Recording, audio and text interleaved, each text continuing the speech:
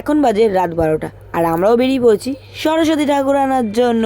খালি উত্তেজনা দেখো সবার মধ্যে।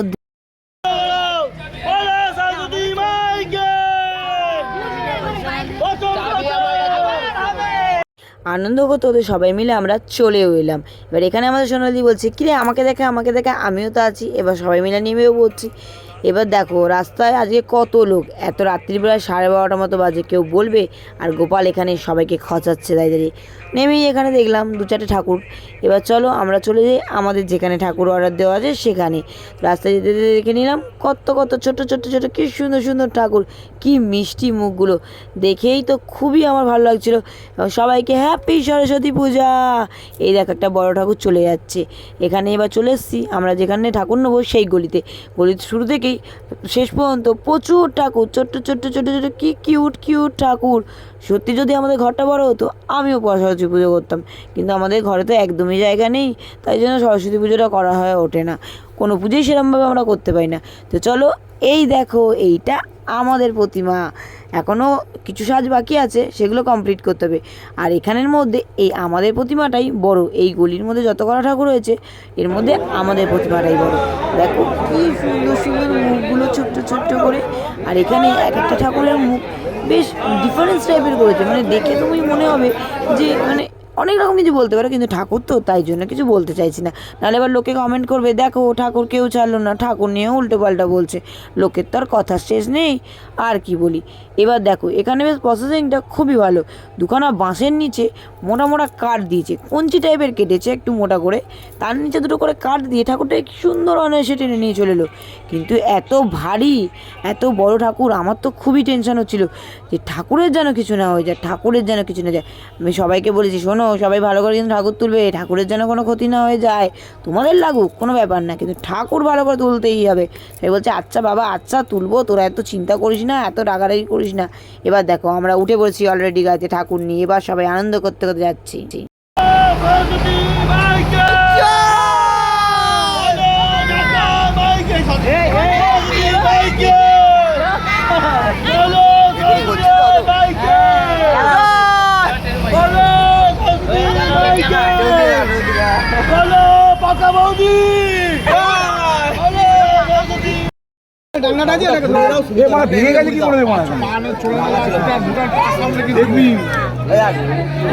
আমাদের সাথে কিন্তু আরও অনেক সবাই গেছিলো।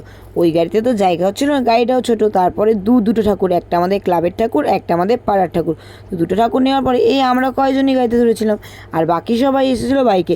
তা দেখতেই পেয়েছো আমরা সবাই ঝুলে ঝুলে দুলে দুলে চলে এসেছি ঠাকুর নিয়ে। এবার এখন তো টেনশন হচ্ছে যে ঠাকুরটা তো তুলতে হবে, কিন্তু আমাদের স্টেজটা তো উঁচু আর আমাদের গাড়িটা একটু নিচু, তাই সবাই মিলে অনেক চেষ্টা করে সাবধানে কিন্তু ঠাকুরটাকে তুলে নিয়েছে। দেখো আমাদের পাড়া কিন্তু সবাই খুব সাপোর্টিভ, এবং সবাই দেখো একসাথে মিলেমিশে এত রাত্রি পর্যন্ত জেগে কিন্তু করছে কাজটা। জানি না অন্য জায়গায় কী হয়, কিন্তু আমাদের পাড়ায় খুব মিলেমিশ করেই কাজ হয়। তো এবার দেখতে পাবে কত কচি কাঁচা থেকে শুরু করে বয়স্ক মানুষরাও জেগে আছে রাত্রিবেলা। মানে আমাদের পাড়ায় পুজো মানে একটা আলাদাই লেভেলের ভাইবস চলে আসে সবার মধ্যে।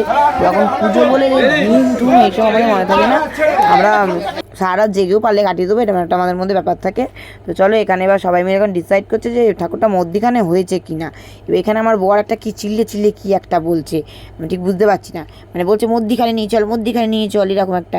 এই দেখো এখানে সবাই ঘুম থেকে উঠেও অনেকে চলে এসেছে, যদি বাবা ঠাকুর এসে গেছে যাই যাই যাই। কেন আমরা এত হট্টগোল করি যে পাশের বাড়ি কাউকে ঘুমোতে দিই না, বুঝেছো, পাশের পাড়ার লোক মনে হয় ঘুমোতে পারে না।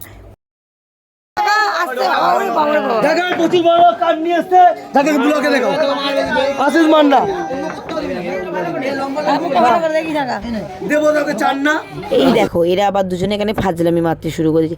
আরে ভাই কাজের কাজটা কর, ঠাকুরটা মধ্যিখানে বসা, ঠিকভাবে উঁচু কর। আর এখানে আমাদের ছোটকা চিল্লেই যাচ্ছে, আরে সবাই দেখো রাত্রি হয়েছে, ঠাকুরটাকে ঠিক করে বসা, এবার বাড়ি যাব। কি আর বলবো, এদের তো আর বাড়ি টাড়ি যেতে ইচ্ছা করছে না, আর কি বলবো। পরের দিনে সকালবেলা সরস্বতী পুজো, সেটা কারোর হুঁশি নেই। তো চলো ভিডিওটা এখানেই শেষ করলাম, টাটা, দেখা হবে নেক্সট ভিডিওতে। লাইক শেয়ার সাবস্ক্রাইব করে দিও।